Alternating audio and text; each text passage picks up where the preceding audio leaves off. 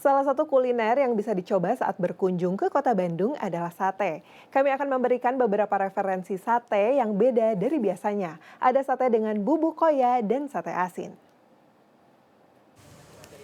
Nah, malam-malam kayak gini di kota Bandung sih enaknya kulineran ya. Nah, sekarang saya lagi mau cari sate, tapi satenya yang agak beda dari biasanya. Tempat sate pertama ini berada di Jalan Ranca Bentang Cimbuluit, Kota Bandung. Di sini kabarnya terdapat sate unik yang berjualan setiap hari dari pukul 7 pagi hingga pukul 12 malam. Tempat sate ini sangat terkenal di semua kalangan, khususnya anak muda. Berada di sekitar salah satu perguruan tinggi swasta di Kota Bandung, tiap harinya tempat sate ini selalu banyak didatangi konsumen, khususnya malam hari. Nah ini nih, salah satu sate unik yang ada di kota Bandung. Kalau biasanya sate dikasih bumbu kacang, di sini satenya dikasih taburan koya. Jadi emang agak unik ya, lain daripada yang lain. Nah pilihan karbohidratnya juga selain ada nasi, ada lontong. Dan sekarang saya lebih memilih pakai lontong. Harga yang terjangkau dan rasanya yang enak membuat para konsumen selalu datang kembali ke warung sate yang satu ini. Satu tusuk sate dihargai Rp1.000, baik itu sate daging ayam, daging kambing, atau sate daging sapi. Sedangkan untuk lontong dan nasi per porsinya dihargai Rp5.000. Saking banyaknya konsumen yang datang, konsumen pun rela makan di pinggir jalan.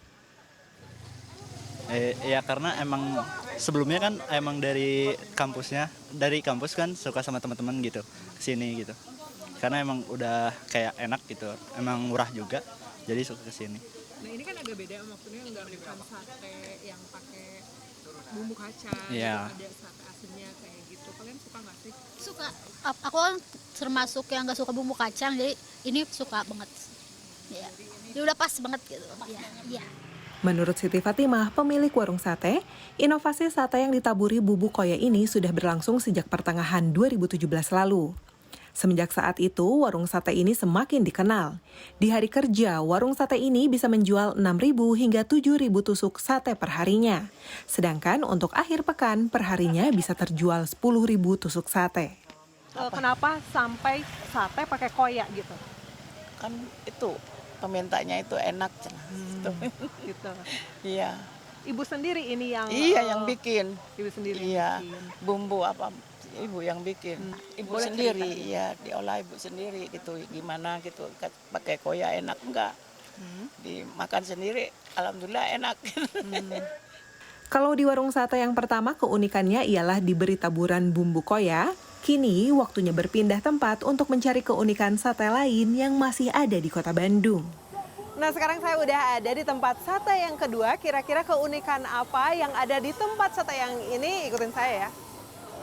Di tempat sate yang kedua yang berada di Jalan Jenderal Sudirman, Kota Bandung ini, keunikannya ialah sate asin tanpa bumbu kacang atau kecap. Proses pembuatan sate ini pun sama dengan sate pada umumnya.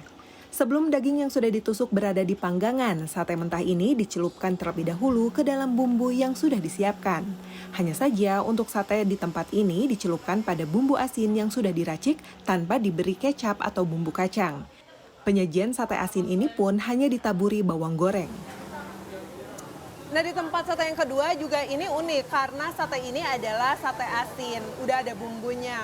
Tapi kalau misalnya para pengunjung ada yang masih suka manis, di sini juga disiapin piring kosong untuk ngeracik bumbu. Bumbunya itu adalah kecap dan sambal kalau yang suka pedes gitu. Menurut Afifuddin, pemilik warung sate, sebelum berjualan sate asin, ia sudah membantu ayahnya berjualan sate Madura sejak tahun 1984.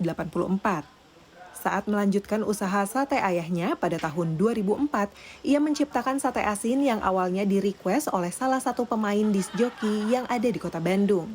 DJ tersebut memintanya membuatkan sate tanpa bumbu dengan rasa asin. Setelah itu, warungnya menyediakan varian sate asin dengan tingkat kepedasan yang bisa dipilih. Dalam sehari, ia mampu menjual 4.000 hingga 5.000 tusuk sate pada hari kerja. Sedangkan di akhir pekan, perharinya ia bisa menjual hingga 9.000 tusuk. Menurut Afif, sebelum masa pandemi bahkan ia bisa menjual hingga 12.000 tusuk sate perharinya.